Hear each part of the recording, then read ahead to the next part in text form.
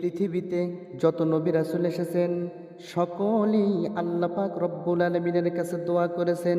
যখন যে দোয়া করেছেন সঙ্গে সঙ্গে আল্লাহ পাক রব্বুল আলামিন সেই দোয়াই কবুল করেছেন। সম্মানিত ভাইরা, দিলের কান লাগাইয়া শুনবেন, তারা দোয়া করেছে, তাদের দোয়া আল্লাহ পাক রব্বুল আলামিনের দরবারে কবুল হয়ে গেছেন। এখন আমার প্রশ্ন, সম্মানিত ভাইরা, আমার আপনার নবী নবী মুহাম্মদুর রাসূলুল্লাহ সাল্লাল্লাহু আলাইহি ওয়াসাল্লাম এই উম্মতের জন্য কেমন দোয়া রেখেছেন? আমার আপনার নবীকে এই সম্পর্কে জিজ্ঞেস করা হলে আমার আপনার নবী বলতেছেন, সাহাবীরা গো, আমি নবী আমার উম্মতের জন্য সেই দিন দোয়া করব যেই দিন এই সূর্য মাথার উপরে চলে আসবে, মাটিগুলি তামা হয়ে যাবে।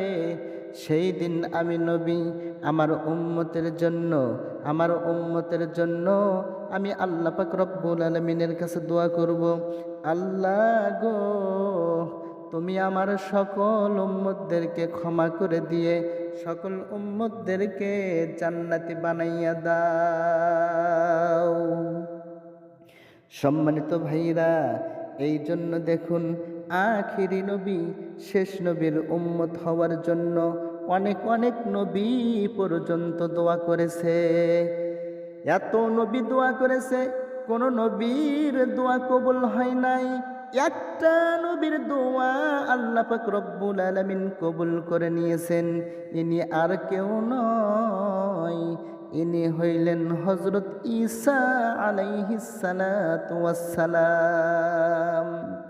সম্মানিত ভাইরা, যেই দিন হাসরের ময়দান কায়েম হয়ে যাবে, কেউ কাউরে চিনবে না, সেই দিন সকল নবী রাসূল নিজেকে বাঁচানোর জন্য আল্লাহর কাছে বলবে, ইয়া নাফসি ইয়া নাফসি বলে দোয়া করবে।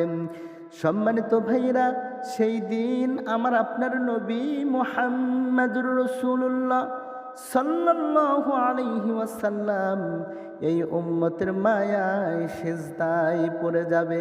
সিজদায় পড়ে গিয়ে ইয়া উম্মতি বলে কাঁদবে। আল্লাহর নবীর কান্না যেন আল্লাহর সহ্য হয় না। আল্লাহ পাক রব্বুল আলামিন আমার আপনার নবীকে ডাক দিয়ে বলবেন, উঠুন বন্ধু, উঠুন, আপনি তাড়াতাড়ি উঠুন।